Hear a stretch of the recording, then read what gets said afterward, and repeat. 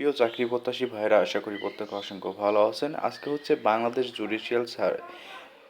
Judicial service commission সচিবালয়ে যে আপনার যে নিয়োগটা প্রকাশ হয়েছে সেটার আবেদন পদ্ধতি কিভাবে আপনারা অনলাইনের মাধ্যমে আপনারা আবেদন করবেন সেই বিষয়ে হচ্ছে আপনাদেরকে দেখাবো। এখানে দেখতে পাচ্ছেন যে একটা ওয়েবসাইটের লিঙ্ক দেওয়া আছে।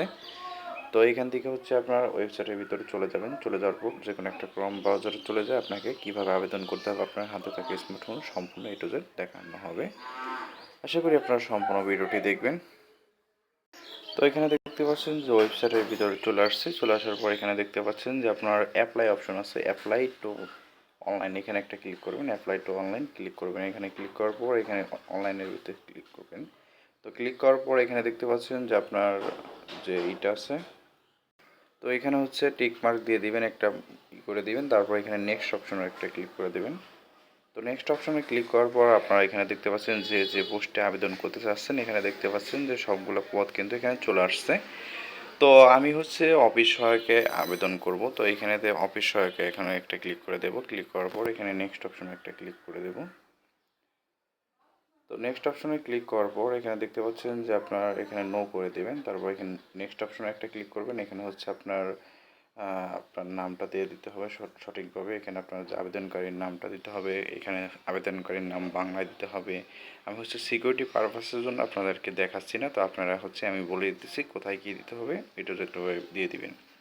তারপর হচ্ছে আপনার পিতার নাম ইংলিশে দিবেন, তারপর বাংলায় দিবেন, তারপর আপনার মার নাম ইংলিশে দিবেন এবং হচ্ছে বাংলায় দিবেন। তারপর হচ্ছে আপনার এখানে আপনার জন্ম তারিখটা হচ্ছে আপনার সঠিকভাবে বসিয়ে দিবেন। জন্ম তারিখটা এখানে সঠিকভাবে বসায় তারপর এখানে আপনাকে কোন ধর্মের এটা সিলেক্ট করে দিবেন। তারপর হচ্ছে আপনার পুরুষ না মহিলা এটা সিলেক্ট করে দিবেন। তারপর এখানে বলতেছে যে আপনার এনআইডি কার্ডের এইটা নাম্বারটা আপনার দিতে হবে। তারপর হচ্ছে আপনাকে জন্মসনদে নাম্বারটা এখানে বসাতে হবে। অবশ্যই আপনার সার্টিফিকেটের সাথে মিল রেখে কাজ করতে হবে। আর যদি আপনার পাসপোর্ট না থাকে সেক্ষেত্রে আপনার পাসপোর্টটা এখানে না দিয়ে দিবেন। এখানে অবিবাহিত থাকলে অবিবাহিত দিবেন। আর এখানে আপনার ফোন নাম্বারটা এখানে দেখতে পাচ্ছেন যে ফোন নাম্বারটা কিন্তু দুইবার করে চাচ্ছে। তো এখানে আপনার দুইবার করে চাচ্ছে, যার জন্য হচ্ছে আপনাকে আপনার ফোন নাম্বার, যে ফোন নাম্বার আপনি SMS পাইতে চাইতেছেন, এখানে দেখতে পাচ্ছেন আপনাকে দুইবার করে এখানে আপনার ফোন নাম্বারটা বসাতে দিবেন। আর এখানে চাইলে একটা ইমেলও দিতে পারেন।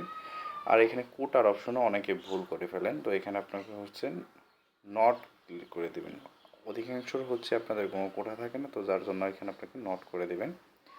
তারপর এখানে নিচেরটাও নট করে দেবেন। তারপর এখানে আপনাকে যেটা করতে হবে এটা হচ্ছে আপনার যদি বর্তমান অ্যাড্রেস এবং স্থায়ী অ্যাড্রেস যদি একই হয় তাহলে উপরে দেখতে পাচ্ছেন সেম অ্যাজ পারমানেন্ট, এই অপশনটা টিক মার্ক দিয়ে দেবেন, এটা টিক মার্ক দিয়ে দেবেন। আর এখানে আপনার কেয়ার অফের জায়গায় হচ্ছে আপনার বাবার নাম দেবেন। আর যদি আপনার বাবা বেঁচে না থাকে সেক্ষেত্রে হচ্ছে আপনার অভিভাবক যে তার নামটা এখানে বসিয়ে দিবেন। এখানে হচ্ছে আপনার প্লেস রোড, তারপর আপনার বাসার হোল্ডিং নাম্বার, এই ঠিকানাগুলো এখানে দিয়ে দিবেন। এখানে আপনার ডিস্ট্রিক্ট, উপজেলা, পোস্ট অফিস, পোস্ট কোড, তো এগুলো বসাবেন। বসানোর পর নিচের দিকে চলে যাবেন। নিচের দিকে চলে যাওয়ার পর আপনার যে কাজটা করতে হবে সেটা হচ্ছে আপনাকে আপনার SSC লেভেলের যে সার্টিফিকেটের যে ডকুমেন্টগুলো আছে সেটা এখানে বসিয়ে দেবেন। এখানে দেখতে পাচ্ছেন আপনার এক্সামিনেশন এইটা দেবেন, এখানে আপনার রোল নাম্বার, তারপরে এখানে আপনার গ্রুপ সিলেক্ট করে দেবেন, আপনার কোন সাবজেক্ট নিয়ে পড়াশোনা করছেন, তারপরে এখানে আপনার বোর্ড সিলেক্ট করবেন, রেজাল্ট, পাসিং ইয়ার, আপনি কত সালে পাস করছেন এটাই করে দিবেন।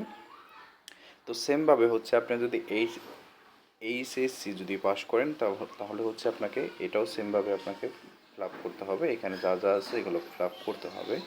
তো আপনি যদি আরও পড়াশোনা করে থাকেন তাহলে হচ্ছে সেমভাবে আপনাকে এখানে ডিগ্রি বা ইউনিভার্সিটির ফর্মগুলো এখানে আপনাকে কী করে দেবেন। মাস্টার্স যদি করে থাকেন সেটাও এখানে বসিয়ে দিবেন। আর আপনার যদি কোনো জবের এক্সপিরিয়েন্স থাকে তো সেক্ষেত্রে হচ্ছে আপনারা এখানে এটা ফর্ম ফিল আপ করতে হবে। আপনার ম্যাক্সিমাম হচ্ছে আপনাদের জবের এক্সপিরিয়েন্স থাকে না, তো আপনাদের সেক্ষেত্রে এগুলো করার দরকার নেই। যদি যাদের আছে তারা এখানে এটা ফর্মটা পূরণ করে নেবেন। আর এখানে হচ্ছে আপনার সবগুলা কমপ্লিট করার পর এখানে দেখতে পাচ্ছেন যে একটা ক্যাপচা, তো এই ক্যাপচাটা হচ্ছে আপনাকে এখানে বসাতে হবে। এখানে সঠিকভাবে এখানে দেখতে পাচ্ছেন যা লেখা আছে এটা এখানে বসাবেন। আর আপনি যদি বুঝতে না পারেন সেক্ষেত্রে এখানে ক্লিক হিয়ারে ক্লিক করলে দেখতে পাবেন যে আর একটা ক্যাপচা চলে আসবে, তো আপনি এখানে সঠিকভাবে ক্লিক করে বসিয়ে দিবেন। বসিয়ে দেওয়ার পর আপনাকে এখানে দেখতে পাচ্ছেন যে একটা টিক মার্ক দিয়ে দেবেন। এখানে একটা টিক মার্ক দিয়ে তারপর এখানে সাবমিটে ক্লিক করে দেবেন। তারপর আপনাকে পরবর্তী পেজে নিয়ে যাবে। তারপর আপনাকে এখানে কিভাবে পেমেন্ট করতে হবে, কিভাবে কি করতে হবে, এটাও যেটা আপনাকে দেখা দেওয়া হবে। তো আপাতত ফর্ম ফিল আপ করা কমপ্লিট। তো আপনাকে এখানে হচ্ছে আপনার একটা ছবি প্রোভাইড করতে হবে। এখানে দেখতে পাচ্ছেন যে ওরা নির্দেশনা দিয়ে দিয়েছে আপনার 300x/300 পিক্সেলের একটা 100 কে মিনিমাম 100 কেবির ভিত্তিতে আপনাকে একটা পিকচার দিতে হবে। সেটা হচ্ছে আপনার আবেদনের ক্ষেত্রে। আর হচ্ছে আপনাকে আবেদনের ক্ষেত্রে আপনাকে একটা সিগনেচার ফাইল করতে হবে। সেটা হচ্ছে আপনি এখানে ক্লিক করতে পারবেন। এখানে ক্লিক করে আপনার সিগনেচার করতে পারবেন। আর এখানে ক্লিক করে হচ্ছে আপনার ছবি করতে হবে। আর সিগনেচারের ফাইলটা হতে হবে হচ্ছে আপনার 300x/80 পিক্সেল। এটার কেবি হচ্ছে 60। আর আপলোড করার সময় আপনার আবেদনের ক্ষেত্রে এখানে টিক মার্ক দিয়ে তারপর হচ্ছে আপনাকে আবেদন করতে হবে। আর টিক মার্ক দিয়ে তারপর হচ্ছে আপনাকে এখানে সাবমিটে ক্লিক করতে হবে। তারপর হচ্ছে আপনাকে পরীক্ষার ফি বাবদ আপনার 72 ঘন্টার ভিতরে আপনাকে পেমেন্ট প্রক্রিয়া কমপ্লিট করতে হবে। তো আশা করি প্রত্যেকে বুঝতে পারছেন। তো আপনি হচ্ছে আপনি একটা ফর্ম পেয়ে যাবেন। এটা হচ্ছে আপনি ডাউনলোড করবেন।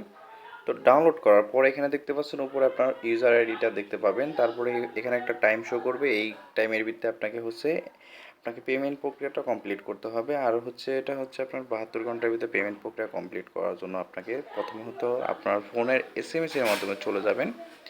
তো এসএমএস এর মাধ্যমে চলে যাওয়ার পর এখানে দেখতে পাচ্ছেন যে আপনার এসএমএস এর ভিতরে চলে যাওয়ার পর এই যে নাম্বারটা দেখতে পাচ্ছেন এই নাম্বারটায় ক্লিক করবেন। তো এই নাম্বারটা হচ্ছে আপনার এসএমএস উঠাবেন। ওঠানোর পর তারপর হচ্ছে আপনাকে যেটা করতে হবে সেটা হচ্ছে যে এক্সাম্পল এখানে দেখতে পাচ্ছেন যা লেখা আছে এক্সাম্পল। তো আপনারা এখানে প্রথম এসএমএসটা যেভাবে দিতে হবে সেটা একটু আপনাকে বুঝে দিচ্ছি। প্রথম হচ্ছে আপনাকে এই যে এখানে দেখতে পাচ্ছেন যে সুন্দরভাবে বলা হয়েছে। তো আপনাকে প্রথমত যে এটা লিখবেন BZSCCR স্পেস আপনার ইউজার আইডিটা লিখবেন। তারপর হচ্ছে আপনাকে 16/22 নম্বরে হচ্ছে আপনাকে পাঠাতে হবে। এখানে দেখতে পাচ্ছেন নিচে এক্সাম্পলও দেওয়া আছে। তারপর হচ্ছে রিপ্লেতে আপনাকে হচ্ছে আপনার যত টাকা কাটবে 112 টাকা বা 56 টাকা কাটবে। কাটার পর হচ্ছে আপনাকে একটা পিন নাম্বার দেওয়া হবে। দ্বিতীয় এসএমএস আপনাকে লিখতে হবে BJS double CCR space ES space তারপর হচ্ছে যে পিন নাম্বারটা এসএমএস এর মাধ্যমে পাঠানো হয়েছে সেটা হচ্ছে ওই নাম্বারে পাঠাতে হবে। তো এখানে এক্সাম্পল দেওয়া আছে। দেওয়ার পর তারপর হচ্ছে আপনাকে রিপ্লেতে congratulation your application payment is successfully তো দেওয়া হবে। তারপর হচ্ছে আপনাকে এসএমএস এর মাধ্যমে দেওয়া হবে। আপনারা যদি না বুঝতে পারেন সেক্ষেত্রে অবশ্যই কমেন্ট করে জানাতে পারেন। আর অবশ্যই ভিডিওটি ভালো লাগলে অবশ্যই একটা লাইক করে পাশে থাকবেন।